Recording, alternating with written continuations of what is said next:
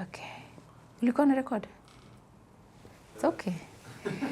Film guys are like that. BTS. Director, global Don't say good morning, just say hi everyone.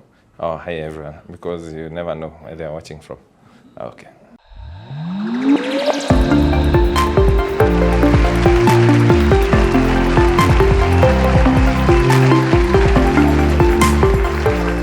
Hi there guys, my name is Rina Hicks. I'm the Operations Director at Faida Investment Bank. I'm the founder, by the way, of Oak Special Fund. And I'm so glad to be here for the opportunity to share our story. You know, it's important to look back and see where have I really come from. And I'll be telling you the story.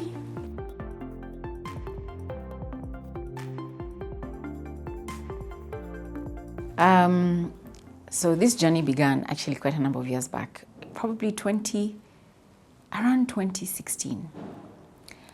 So 2016, we were kind of in a place where we were wondering, you know, what next? You know, the market had done okay, but since the post-election violence in 2028, the market had not quite recovered. And then 2016, we had a few things that happened.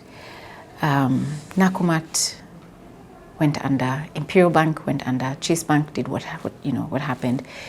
Dubai Bank, like that 1 year, there's so many things that went wrong. Now, a lot of companies were affected, but the economy of this country was significantly affected as a result of that year. 2017, and by the 2016 was a heavy politicking year. 2017, where the elections happened.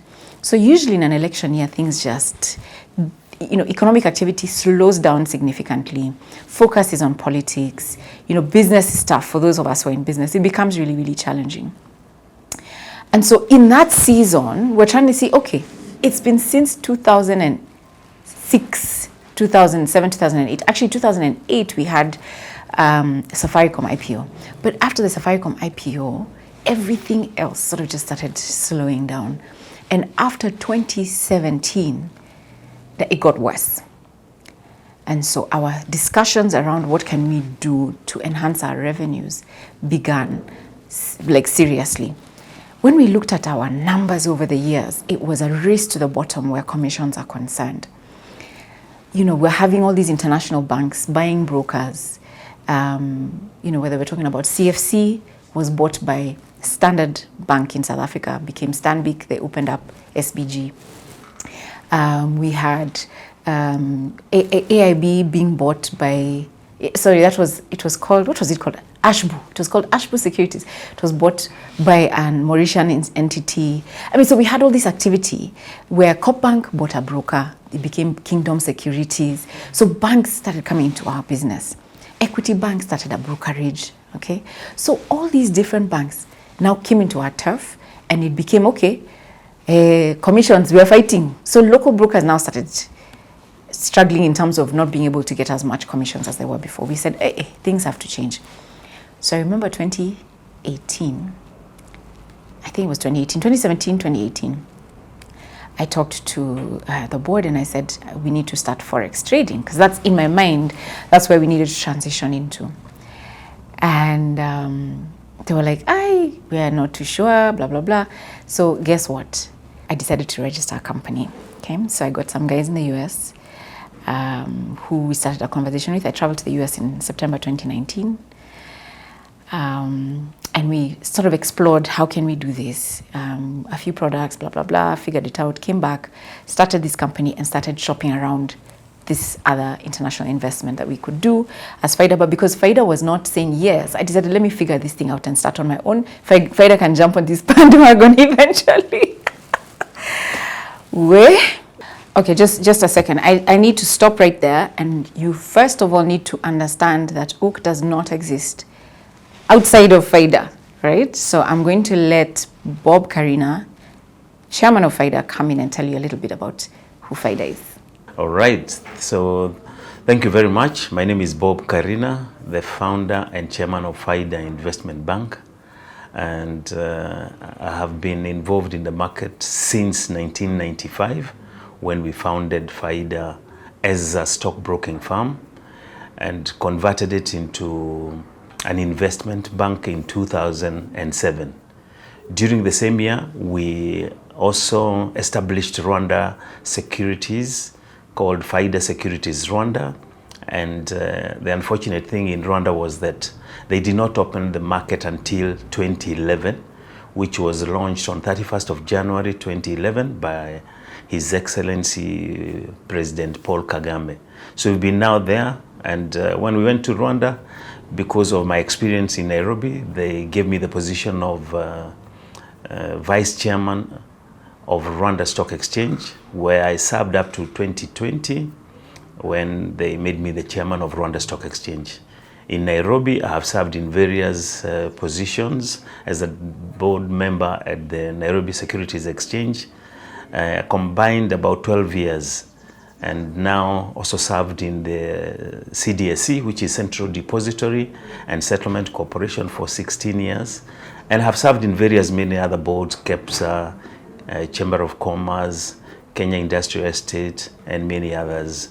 So we've been here in Faida, very happy that we've continued to grow. Of course, we've gone through many challenges.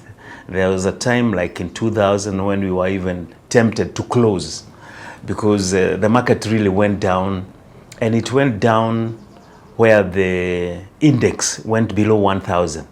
You can see today we have hit 3,000 points, but the best we have had in index was 2007 when the Nairobi 20 share index hit 6,000. We haven't reached there, but now this is the very best from the last number of years. And for the first time, the stock exchange has hit 3 trillion in value, which is an excellent thing.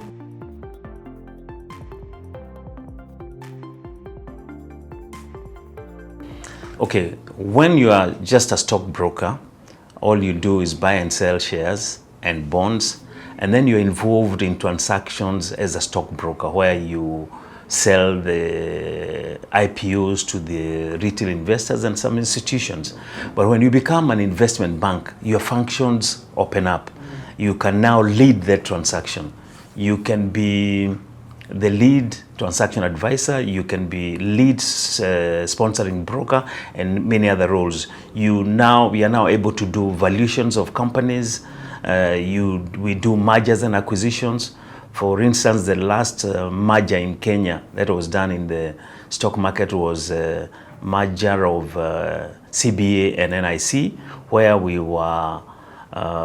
participated in the merger of those two companies to make NCBA. And we have also carried valuations of companies like from Uganda, outside the borders here. We valued a company called Orient Bank when INM wanted to buy into it. But to confirm or be sure that the value they want to pay is worth it, then they use, like now, an investment bank to carry out the valuation. So we've been involved in very many or most of the transactions that have taken place in the Nairobi Securities Exchange. So there is a lot more in the investment banking field, because there is debt restructuring and leading companies in financial advisory roles. Okay, so now that you've seen that, now I can come back to continue the story. So started this company and tried to figure out, okay, so spoke with Corp Trust, spoke with Old Mutual, spoke with Britam, how can we help you? We'll be able to give you access to ETFs, exchange traded funds in the US. I spoke with not custodians, but brokers in the US that we could work with. Those days it was actually not possible to buy shares in the US directly unless you went through a very rigorous onboarding process. Okay, so because of anti-money laundering and many other issues, it was a very long onboarding process to be able to buy shares in the US. So I was trying to provide a solution that would, anyway, so let's just say it didn't work. Okay, so company didn't take off. And so one of the guys we formed the company with was Alex, who is my colleague. And so Alex, I love Alex. He's just so, those guys who are always he's, a guy, he's always very forward thinking, trying to think what, solution oriented. So Alex, we began a conversation. And I told him, you know what, we need to start a fund. That's the solution. Let's start a fund. Because Kenyans just struggle with, and I should say human beings, struggle with this thing of, I need to make a decision. When do I buy? When do I sell? What do I invest in? And so how can we take away all that effort for them? So anyway, then we brainstormed and then I left it. And then Lucas, who's our MD currently, was always saying, we need a fund, we need a fund. So in that process, we thought, okay, maybe let's start a private equity fund. Yeah, so let's start a private equity fund. And we began the process of looking, where do we register? We decided, let's register in Mauritius. Okay, what do we need? Who is the fund? Let's start fundraising. Where? Let's just say we lost money. We said, okay, this one is for, iko na wenyewe. Private equity, it can't work. And then, okay, we need a fund. So in the meantime, I'm having all these different conversations with all these different people, and we decided, no, let's just see how can we start this fund. One day, I attend a function at Serena Hotels, and I meet Nike. So Nike Wangunyu just is a very nice guy, works at Standard Investment Bank. He's like, Rina, why aren't you guys starting this thing and what's going on? We're competitors, but they're good people. And he's like, just start this thing. Like, I'm happy to give you information or guide you in any way, but it's something that you should start. And I remember hearing that, like I heard that and it was like, yeah, why can't we do this? So immediately just thought, we're going to do this and we're going to start. So fast forward, and we made a decision, or rather I'd made a decision myself that this is something we're going to do. So in the next board meeting, this was 2022 now, said to the board, this is what we're doing, this is what I'd like to do, this is a proposal. They said, yes, you go ahead. So we began the process of putting together an application. And it's a whole process. You put in an application to the Capital Markets Authority, you need a strategy, you need an an information memorandum. What is this fund? What are you investing in? What are you going to do? And so on. And so because I have my work, regular day-to-day activities, I needed help. So I contacted a friend in the industry. I will not say who it is, but she was amazing. She came on board and we together, and a colleague here called Mercy Vela, began to put together the documentation and submitted to CMA. 2023, we got our approval. Now, in 2022, we started the process, we put in the application with CMA. I kid you not, Ian calls me, okay? Now, Ian calls me and says, I need to talk to you. At this time, he was CEO of Windsor Brokers. And so I met him at a restaurant just down the road. And he had a question about an employee in his company. And this particular employee had, in my time of trying to figure out what are we doing, what are we setting up, I had interacted with this person and was a trader at that time that I had interacted with. And so he wanted to know what my experience was with that trader. And so we had this conversation. And I guess without me realizing, I formed an opinion about him based on what he was doing, and we caught up a little bit about his work and blah, blah, blah. So I'll take a pause and I'll let Ian tell you his version of this story. Hey everyone, Ian Kangara here, the Director Global Markets and also the Chief Investment Officer of Oak Funds.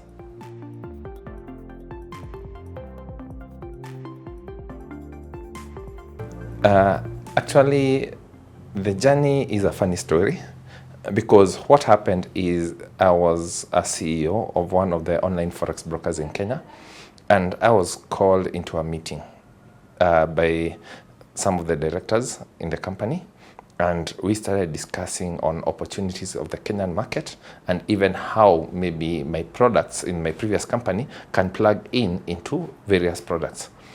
Within that conversation, we discussed that there's a niche that needs to be filled, and there are very few players, if at all, that were filling that need.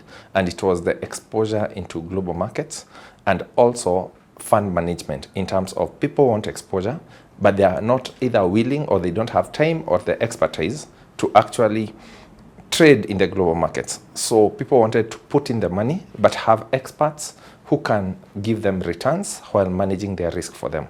And within that discussion, that's when it came about what can we do together and collaborate and bring these products to the market. And that is the genesis, basically, of Oak Funds. Actually, what happened when we discussed that, it left us with various thoughts because, as we discussed, we realized that maybe I'll need to come in, and it would have been a process based on the previous position that I held. It's not a position I could leave, but we had another meeting and discussed on the genesis in terms of applying for the new licenses. Ian came and sat with me and gave me the plans and the strategy he has about the fund, which we were to establish because we had not established. And he looked very convincing, and he seemed then, now I know he does, he seemed to know what he was talking about. And I decided to start swimming. I didn't know how to swim in the fund, but he made me convinced that he'll hold our hands, and by the end of it all, we'll be swimmers. One of the greatest thing was actually the discussion that we had, and I remember initiating that we need to apply for a special fund license. And at that time, the special funds license or regulations were not yet out. They were actually being made. But we had faith and we said, that's what we are going to apply for. And as the regulations come out, we will be ready to take it up, because that's what we are looking to give to the market could only be within the regulatory space of the CIS special funds.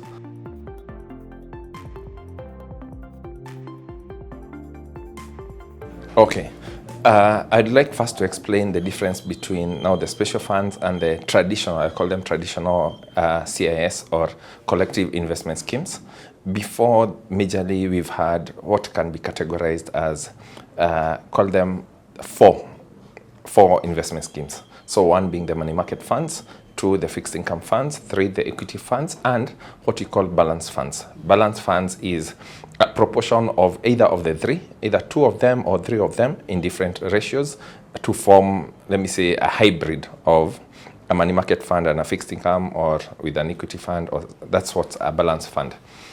Now, we got into a space whereby, and there was a boom, especially with the introduction of brokers, more internet access, that people want to get access to global stocks, global ETFs. They want to trade currencies, and especially with the rise of CFDs, which are contract for difference. I know you've done a video on that. People wanted exposure, and there's usually excitement. As much as there is excitement, and being even in a space of that, there's technically, I'll say, there's ease of entry and exit, but people don't have the expertise. And I usually say it's like making Lamborghinis so cheap that anyone can walk in and buy, but they don't know how to drive, so they'll find themselves dying of road crashes. So we needed to create a space whereby there is expertise onto those markets, so that people can get the exposure without having the inherent or having to learn how to trade. So they know, I have the exposure, but I'm safe because I have an expert trading on that. So the rise of it actually came from one of the counterparties, I'll say, who started as trading on the CFD side, but expanded into various exposures. And with that, and many people wanting to get into that space, it was evidently needed that we have regulation around that space. And that's how CMA came about to come up with the regulations. I remember conversations with the regulators before, whereby we had even people from outside the country, even Rwanda, saying, we have seen this happening, we would want to see the regulations around it. And so it was a time that the regulator did not have a choice, but now create regulations around what I'll call, it's similar to a hedge fund or a mutual fund, depending on how you look at it from different jurisdictions. But now they chose to call it a special fund, being different from the others. Yes. Okay, so that's Ian. At least you've gotten to understand a bit of the background. And I will end it here. That's episode 1. We shall be right back with episode 2. I hope you're enjoying listening to this journey. And as you listen, in case you're like, I want to join Oak, the details on the screen. We have the Kenya Shilling Fund that's available for you. We also have the USD Fund that is open and available to you.